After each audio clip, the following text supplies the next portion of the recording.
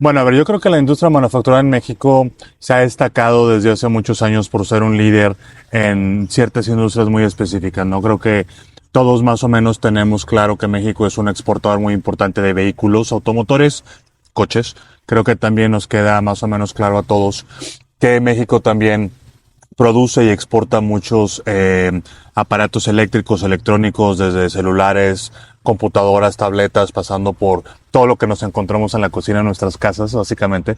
Pero la manufactura en México se ha ido haciendo cada vez más de alta calidad, de alta gama. Yo luego me sorprendo mucho o sorprendo a mucha gente cuando les digo que en nuestro país fabricamos aviones. Aquí cerca en Querétaro hay empresas que se dedican a la industria aeronáutica. Cada vez hacemos también productos que implican mayor cantidad de diseño, de investigación y desarrollo. Entonces, yo creo que la industria manufacturera en México se va a beneficiar de estas nuevas tendencias de relocalización de inversiones, de pues transición hacia las plataformas digitales y hacia otro tipo de automatización. Y por supuesto, bueno, dentro de esas oportunidades que haya, de esa transformación que se va a vivir, el empresario nacional tiene que estar listo no solamente para reconocer hacia dónde van caminando esos grandes patrones de transformación, sino también pues para adecuar sus operaciones a las condiciones que le requiera esas situaciones en el futuro, ¿no? Creo que hay dos temas que te destacaré en particular que siento que tenemos que estudiar más para esta transformación. La primera es relacionada con el uso de energías limpias. Cada vez más los consumidores, pero también las propias empresas, los dueños de las propias empresas, están insertando cláusulas en los contratos que obligan a que un porcentaje de la energía que se utiliza provenga de fuentes limpias. Entonces es algo que tenemos que pues ya empezar a implementar en nuestro país. Y lo segundo es eso que te mencionaba, la transición hacia la digitalización, que en México pues está avanzado. México es uno de los países que a partir de la pandemia tuvieron el mayor crecimiento del comercio electrónico, pero pues ciertamente para que eso se mantenga necesitamos internet de alta velocidad, necesitamos invertir en infraestructura, en conexiones y puertos móviles pues en tantos lugares como se pueda en el país. Es que ese es precisamente el origen, es decir, una de las cosas que México tiene como gran activo y que no vamos a dejar de tener nunca, francamente, pues es nuestra geografía. Somos vecinos del mercado más grande del mundo.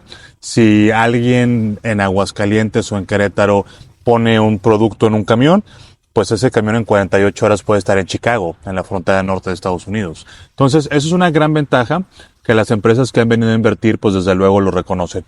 Pero adicionalmente a eso, pues el hecho de que en una etapa tan turbulenta de la política económica estadounidense, con tanta volatilidad, como recordamos el periodo de Donald Trump, cuando anunciaba el incremento de aranceles por Twitter y otra serie de temas, pues en ese contexto, tener un tratado de libre comercio, tener claro cuáles son las reglas con las que los operadores económicos van a trabajar, pues adquiere un valor muy grande. Y eso es lo que efectivamente pasa cuando el TEMEC no es otra cosa más que una serie de reglas, es un contrato entre México y Estados Unidos, en donde dice de qué manera se van a implementar esas reglas y cuando no se cumplen, pues hay consecuencias. Y eso para las inversiones, sobre todo las inversiones de largo plazo, pues eso es fundamental, porque imagínate con qué certeza, con qué tranquilidad podría una empresa invertir 1,000, 2,000, 3,000 millones de dólares a lo largo de 10 años si le van a estar cambiando las condiciones de manera frecuente. El TEMEC es el fundamento y es la razón por la cual muchas de esas inversiones consideran a nuestro país en primer lugar, ¿no? Qué gran pregunta me haces. Mira, nosotros lo que ofrecemos y que tenemos el honor de apoyar a nuestros clientes, les recomendamos siempre primero hacer una radiografía interna de su organización muy detallada. De dónde vienen sus proveedores, cómo están estructurados sus procesos, cuáles de estos están enfrentando retos como los que estamos diciendo, si se pueden sustituir o cambiar una serie de insumos, a dónde están exportando, cómo están sus condiciones laborales, en qué áreas puede haber un valor importante que la empresa ofrecería si existiera un socio capitalista o existiera una inyección importante a la organización. Entonces, con esa radiografía interna de las empresas, pues tener una serie de planes de acción. Dependiendo de los objetivos, por supuesto, de la empresa. Algunas empresas quieren consolidarse en su mercado, otras quieren crecer más, otras quieren explorar otro tipo de negocios, tanto en México como en el extranjero. Y pues bueno, en Ansley tenemos la fortuna de poder apoyar a muchas empresas en esos sentidos. Lo primero es conocerse al interior, saber cuáles son las fortalezas, cuáles son las debilidades, en dónde se puede mejorar, y en función de los objetivos estratégicos de la empresa, pues empezar a hacer estos enlaces entre los dos grandes universos de temas. Para mí la gran tendencia es esta migración, si me permites la palabra, hacia los temas digitales. Y creo que ahí la pandemia vino a ser un elemento muy revelador. O sea, previo a eso, pues había ciertas actividades que no nos imaginábamos que se podían hacer en el mundo digital, ¿sí? Como puede ser, no sé, desde probar un automóvil en realidad virtual, ya no tienes que ir necesariamente a la pista a verlo, ¿no? Servicios, educación. Entonces, bueno, hay muchas tecnologías que se desarrollan ya específicamente para plataformas digitales. Y bueno, desde luego, en la medida en la cual esas cosas se mantengan, pues yo creo que vamos a forzarnos, la industria nacional va a estar forzada a caminar hacia esos procesos de automatización, de digitalización y también aprender a consumir bienes de otro tipo. Ahora ya es muy común, las personas más jóvenes que nos ven seguramente se van a sorprender, pero todavía hace 10 años, pues tener un libro en formato digital sonaba incluso como medio excéntrico, ¿no? Y ahora pues ya todo el mundo tiene sus libros y su información a partir de un dispositivo en donde lo consume, ¿no? Entonces ese es para mí el gran patrón de transformación que estamos viendo. La digitalización y cómo estamos moviéndonos consumidores y empresas hacia esa realidad. Bueno, a ver, esa es una pregunta muy interesante. Son como 3 preguntas, de hecho. Pero, a ver, la evolución del comercio yo creo que va a seguir siendo positiva. Si se fijan, nosotros hemos estado en los últimos 3 o 4 años, México ha tenido, cada uno de esos años, de los últimos 3 o 4 años, México ha ido rompiendo récords en el tamaño, en la dimensión del comercio que tiene con sus socios de América del Norte. Solamente el año pasado, con Estados Unidos, México comerció 800,000 millones de dólares. O sea, eso es una cantidad superior a los 2,000 millones de dólares diarios. O sea, es una cantidad inmensa de comercio.